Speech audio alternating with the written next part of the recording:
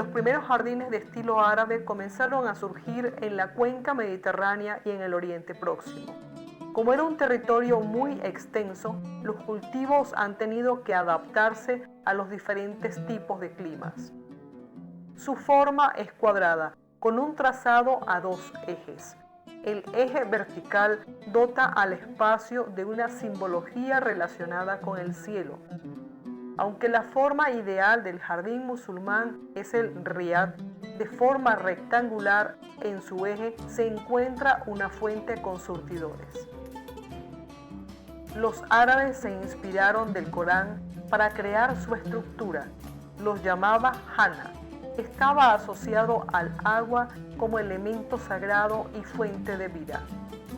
El Corán tiene más de 50 referencias que hacen alusión al paraíso. Lo comparan con un jardín.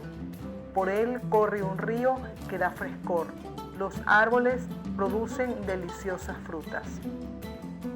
El jardín prometido a los creyentes recibía el nombre de Jardín de las Delicias, Jardín de la Eternidad, Jardín del Paraíso, Jardín del Refugio. Todos ellos reflejan la imagen del jardín ideal. Estos jardines son heredados de varias tradiciones. La asiri, de los jardines suspendidos de Babilonia, forman parte de las 7 maravillas del mundo. La egipcia, los jardines estaban alrededor de unos estanques con agua. Esto procuraba frescor. Al mismo tiempo, el agua servía para regar las plantas. De estos jardines nos transmitieron las plantas medicinales. Los persas, los jardines sasánidas, fueron descubiertos por los omeyas cuando conquistaron Mesopotamia. Los jardines persas estaban divididos en 4 partes en forma de cruz. Simbolizaban los 4 ríos del paraíso terrestre: Nilo, Éufrates, Tigris, Indus. En el centro había una fuente o un estanque. Los planos del jardín se articulan formando motivos poligonales o en forma de estrellas. Estaban representadas en los azulejos que lo decoraban. Las paredes están adornadas de estuco y de escrituras cúficas. En los textos se mezclan versos del Corán. Los árboles estaban plantados en línea recta. El trazado era regular. En su composición tenían en cuenta el agua, la sombra, el color y el ruido del agua o el canto de los pájaros. Algunos árboles eran simbólicos, como el ciprés, simboliza la muerte y la eternidad. El almendro, la vida. La palmera de dátiles, la fecundidad. Los jardines que ocupaban las laderas de las montañas estaban diseñados en terrazas. Solían haber 3. La terraza de sombra. En ella estaban plantados los árboles para dar sombra. Eran frecuentes las palmeras, cipreses, cedros. Permitían a la vez pasearse y admirar el jardín y el huerto. La terraza de flores. En un piso intermedio estaba dedicado a los árboles de flores. Entre ellos se encontraban las rosas, jazmines, limoneros, naranjos. Atraían a los pájaros y a las mariposas. La terraza del agua. Se encontraba la zona baja. En ella se encontraban las fuentes. Los rayos del sol se filtraban a través de las ramas y de las hojas. El suelo y las paredes estaban decoradas de cerámica barnizada, mármol, ladrillo y piedra. El agua era muy importante, pues reflejaba el cielo. Fluye por el jardín en riachuelos. Para los árabes, el agua es un lujo, es muy escasa.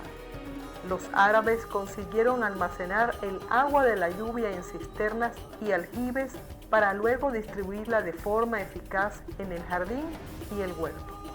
En sus albercas solían haber plantas acuáticas, nenúfares y peces de colores. Por los corredores construyeron unos canalillos por los que circulaba el agua en el jardín. Aparte de regar, también servía para refrescar la atmósfera. El Andaluz se convirtió en un gran vergel. Con las norias extraían el agua de los pozos y de los ríos. Con ella llenaban las albercas. La tradición de jardín-huerto se extendió por todo el Andaluz. Abd al-Rahman envió mensajeros a lugares lejanos para que trajeran diferentes especies botánicas, como las palmeras datilera y los granados, procedentes de Siria. Las especies de plantas que predominaban eran muy variadas: alucema, azucena, limonero, manzano, menta, romero, melón, lirio, manzanilla, mirto, naranjos, laurel, albahaca, alcachofa, sandía, jazmín, ciprés, algodón, caña de azúcar, membrillos, castañas, higos, dátiles, calabaza, berenjenas, nueces, peras. Los condimentos más frecuentes eran pimientas, azafrán, cilantro, comino, jengibre, canela. En estos jardines, debido a los preceptos religiosos, no estaban adornados con estatuas que representan personajes. Los primeros jardines islámicos en España comenzaron a pocos kilómetros de Córdoba, en el palacio de Al-Ruzafa. Fue la primera hacienda ajardinada del Andaluz. Estos jardines culminaron en los jardines de la Alhambra y del Generalife. Los jardines andaluces comenzaron a ser famosos a partir del año 1248, fecha de la toma de Sevilla, Reconquista. Los jardines emigraron a Marruecos, llevaron con ellos las plantas y las técnicas de cultivo. Algunos de estos jardines se han conservado, como los jardines de la Alhambra y del Generalife de Granada, el patio de los Naranjos en la mezquita de Córdoba. Los jardines fueron representados en pintura. En literatura, el jardín era el lugar de intrigas y aventuras, como bien los escribió Las Mil y una Noche. El perfume de las flores, el murmullo del agua, el canto de los pájaros, ofrece al visitante paz y armonía. Son una visión del jardín del que hablaba Mahoma.